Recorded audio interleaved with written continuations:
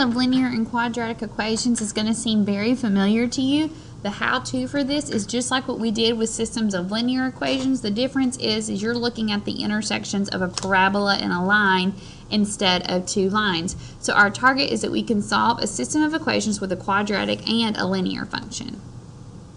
Just like with linear systems, there's going to be multiple ways to solve these. We're going to look at graphing, which is probably going to be your preferred method, especially when you have a graphing calculator handy, elimination, and then also substitution.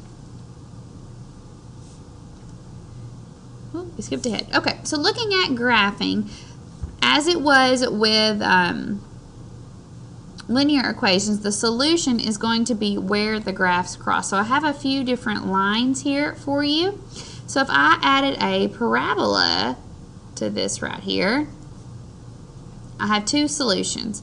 I have one right here and one right here. And this is going to be the majority of your parabolas, the majority of your systems. When you have one solution, that's going to be where the vertex touches the line. Therefore, there is only one solution, and that's going to be the vertex. And the third type of situation is going to be when there is no solution, where it looks something like this, where they do not cross and they never are going to cross.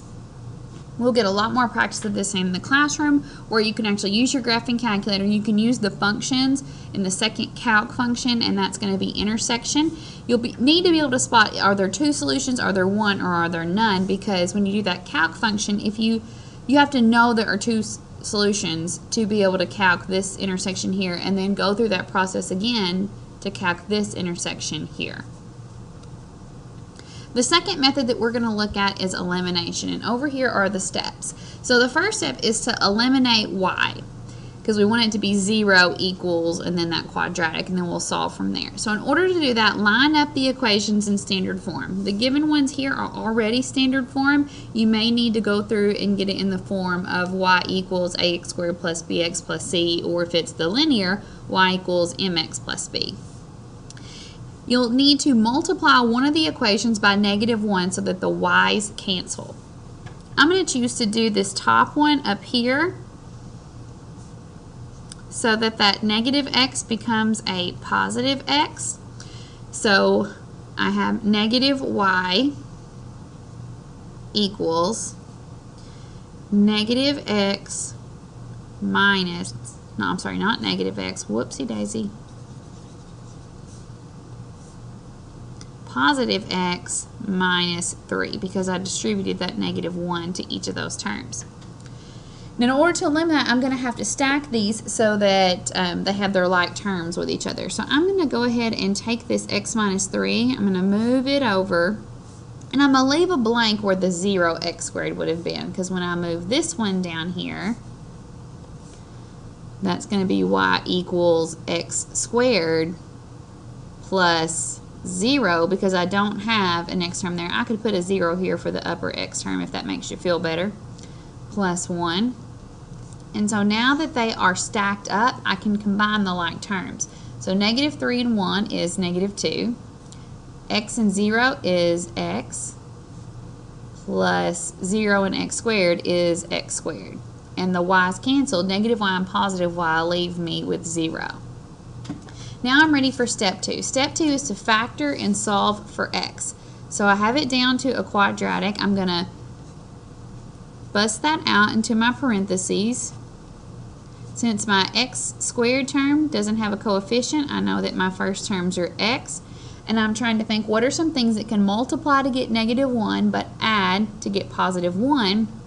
That would be -1 and positive 2, because that would end up being negative x and positive 2x, which would add to be positive 1x.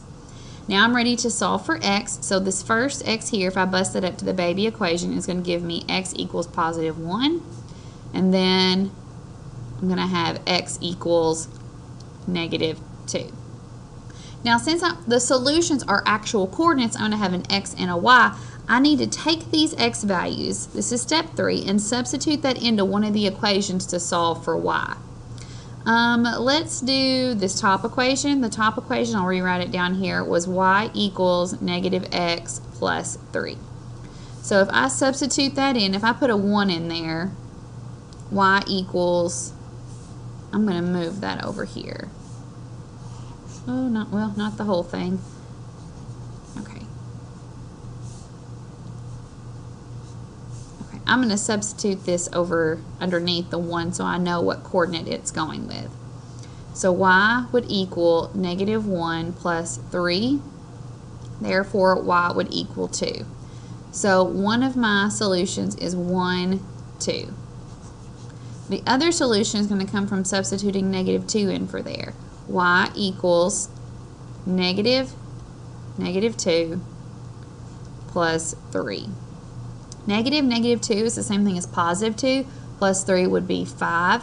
So y equals 5, giving me the coordinate of negative 2, positive 5.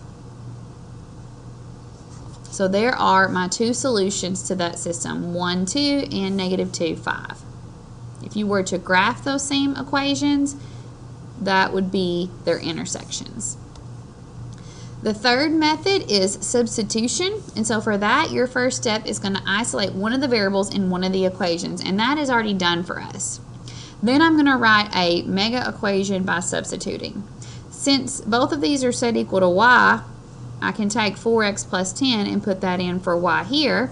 So my mega equation will be 4x plus 10 equals x squared minus 2x minus 6.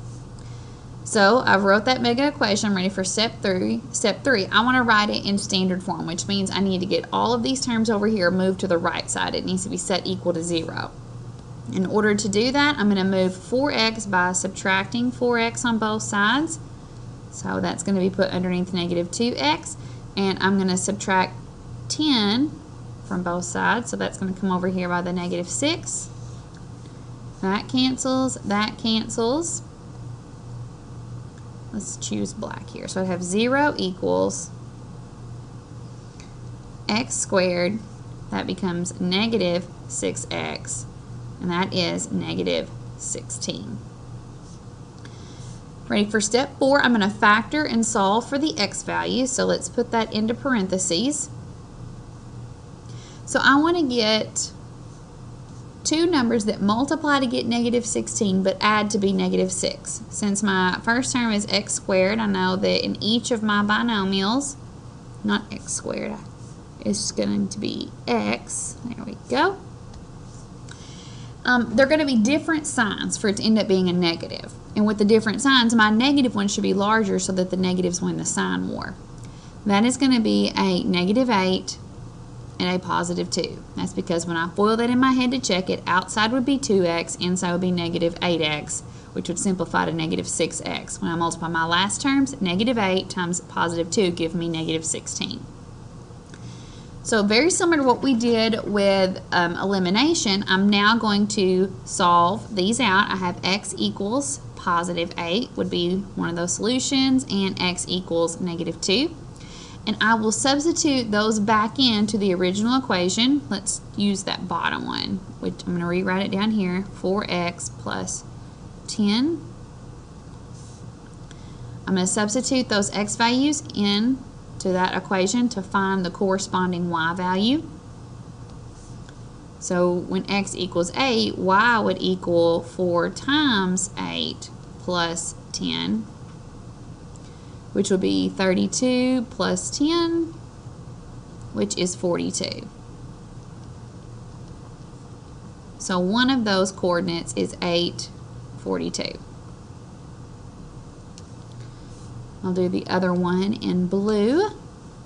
So when x is negative 2, put that back into that equation. Y equals 4 times negative 2 plus 10.